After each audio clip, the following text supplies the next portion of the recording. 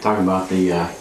So you said you got some bad reviews on the dealership side. Everybody seems to like pick on these trucks nowadays. And look, as far as the deal, I mean, I bought this particular truck from a dealer, and the dealer's there to make money, no doubt about it. You know, they put the trucks together, they make money. Now, there's two ways to look at it. If I buy something and I don't do my due diligence, then it's my fault. You know, I mean, information's out there, it's readily available. Do whatever you can to research as much as you can, and you go and basically with a loaded gun, and you figure out what you have before you actually spend the money. Now, you do have dealers out there that are absolutely, that's what they're out to do. They're out to hide, make a profit at whatever cost. This particular dealer, he had some rough reviews, but realistically, I think a lot of those rough reviews were due to people not preparing themselves before making a purchase. If you expect to buy a $500,000, $600,000, you know, an engine that's got 15, 16,000 hours on it that you know nothing about, and not have problems, you're setting yourself up for failure. I mean, it's coming. You know, it's not if, it's when it's going to happen. And the whole idea of the preventative maintenance is to prolong the inevitable. We want to get we want that cost per mile to be as low as it can. You know, and to turn the highest profit. Absolutely, absolutely. Look, if you have to spend $30,000 on that truck in 1,000,000 miles, or $30,000 on a truck in 300,000 miles, you know, we want to reach that 7-figure mark. That's the idea. So, I mean, advice to anybody would be: the information's there. Yeah. Learn it. Do your research. Figure it out before you put your a dime out. Yeah. And I think it'll be fine.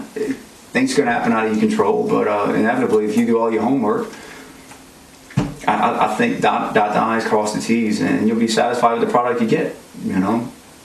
Yeah, it's all application, how you use it, what you're going to use it for. That's definitely.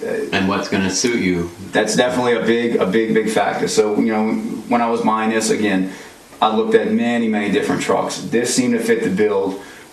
Very basic, plain Jane, but it seems, as far as what I need to do with it, look, it's a day cab.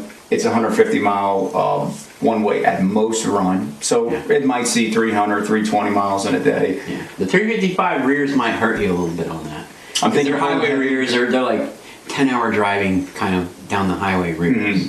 Mm-hmm. You know, 63 is their optimum for that truck anyway. But if you had 379s or 390s, the 150 miles, it really wouldn't hurt you, especially you're running sod, you're running stuff that's heavy. Yeah. So that would be my only change to the truck if I were in the future to lose the rears or to have the rears, you know, some reason to pull the rears out.